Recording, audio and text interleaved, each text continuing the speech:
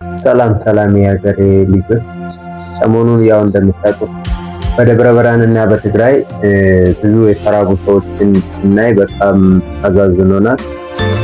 ጦርነት ለዚህ ነው አስከፊ የሚባል። ለዚህ ነው ጦርነት ምንም የማያውቁትን ወገናችን ይበላል፣ ምንም የማያውቁትን ደዎችን ይጎዳል የምንለው ማለት ነው። ለውጡ ጊዜ ጠቅላይ ሚኒስትሩ እኔ እሳቸውን እንደሚባለው ለማጣበጥ ምናምን አለ። እውነታዎችን ግን አውጥተን መናገር አለብን ይመስላል። ፍቅር ያሸንፋል፣ አያስፈልግም ጦርነት ሲሉ ነው። ብዙ ሰው ግን ታስታውሱ እንደሆነ ለኢትዮጵያ ሕዝብ ዲሞክራሲ ያስፈልግም፣ ለኢትዮጵያ ሕዝብ ፍቅር ያስፈልግም፣ ለኢትዮጵያ ሕዝብ የሚያስፈልገው ዱላ ነው ሲሉ ነበር። ዛሬ ደግሞ እነዛ ሰዎች ለኢትዮጵያ ሕዝብ ሰላም ያስፈልጋል፣ ለኢትዮጵያ ሕዝብ ዲሞክራሲ ያስፈልጋል፣ ለኢትዮጵያ ሕዝብ ዱላ ያስፈልግም፣ ምን ያስፈልግም እያለ ሰላም ሲሉት ጸብ፣ ጸብ ሲሉት ሰላም። ይሄ ሁሉ ክሳራ ከመምጣቱ በፊት ይሄ ሁሉ ረሃብ፣ ይሄ ሁሉ ችግር፣ ይሄ ሁሉ መፈናቀል ከመምጣቱ በፊት መንግስቱ ጥረፉ አያስፈልግም ሲል ነበር አይደል? እንደ ህዝብ ዛሬም አንድ አለመሆናችን በጣም ያናል።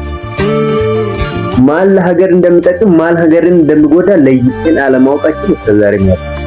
በ21ኛው ክፍለ ዘመን የኢትዮጵያ ወጣት የኢትዮጵያ ህዝብ በራሱ መብት የትኛው የሚሆንለትን የማይሆንለትን ለይቶ ማወቅ የሚችል ህዝብ። ችግር እኛ ሀገር ብቻ እንደተፈጠረ አድርጎ የሚያስቡ ደግሞ ብዛት። ጦርነት ያለው እኛ ሀገር ብቻ ኢትዮጵያ ውስጥ ብቻ እንዳለ አድርጎ የሚያስቡ ብዛት። እስቲ ጋዛን ተመልከት፣ እቺን ሀገር ተመልከቷት። በጣም ነው አይደል የምታምረው? ላሳያችሁ አሁን በዚህ ሰዓት ማለት ነው። ተመልከቱ።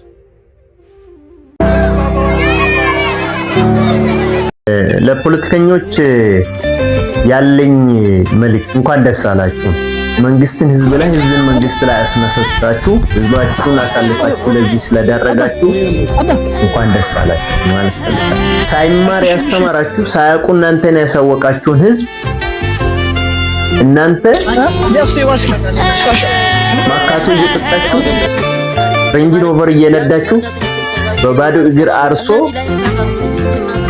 እሱ ጨለማ ውስጥ ሆኖ አንተን ብርሃን አሳይቶ እሱ አይደለም ዓለምን ሊዞር ትንሽ ገጠር ውስጥ ቁጭ ብሎ ያስተማረን አባትና እናትን መልሳችሁ እንደዚህ ስላረጋችሁ ፖለቲከኞቻችን እንኳን ደስ አላችሁ ነው ሊል የምትለው። ከዛ ውጭ ምንም የለም።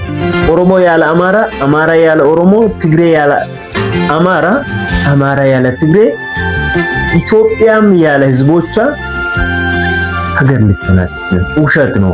ቢኮዝ ያለ ህዝብ ሀገር ምንድን ነው? አሁን እንደ ሀገር የተፈጠረው መፈናቀል፣ ራብ፣ በቃ ይሄ የጦርነት ውጤት ነው። ይሄ የአፋችን ውጤት። እንደ ህዝብ አንድ ነው። አይጠቅንም። አማራም የራሱ ይጣፋንታ ነው የሚኖረው፣ ኦሮሞም የራሱ ይጣፋንታ ነው የሚኖረው፣ ትግሬውም እንደዚህ ነው። ስለዚህ አከብርኝ ነው ያለው እንጂ አኖርኝ አላለ። ጥላቻ ውስጥ የምናተርፈው አንድችም ትርፍ የለም።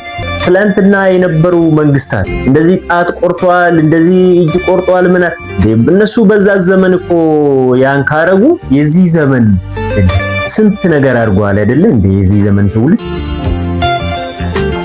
ምክንያቱም እነሱ እኮ ሳያውቁ ነው ያንን ያደርጉት አይደል? እኛ ተማር ነው አወቅ ነው ከዛ ትውልድ የተሻልንን በትምህርት በማወቅ የምንለው ሰዎች ለዛሬ 3 ክፍል የተማረ ሰው እኮ ምሁር ነው እኮ ዛሬ። እነዛ ሰዎች በጨለማ ዘመን ያንን ጥፋት ከሰሩ እነሱ ምንም አላጠፉም ነው።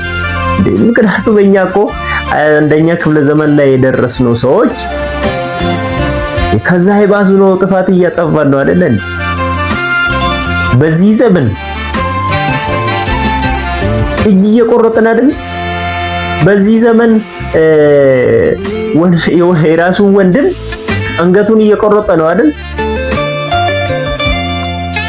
ሴትን በሁለት በአራት ሆነው እየደፈሩ ነው አይደል? ህፃን ልጆች እየተደፈሩ ነው አይደል? ምን ያላረግ ነው አይደል? ምን እስኪሆን ነው ደግሞ እንደዚህ የምንቀጥለው?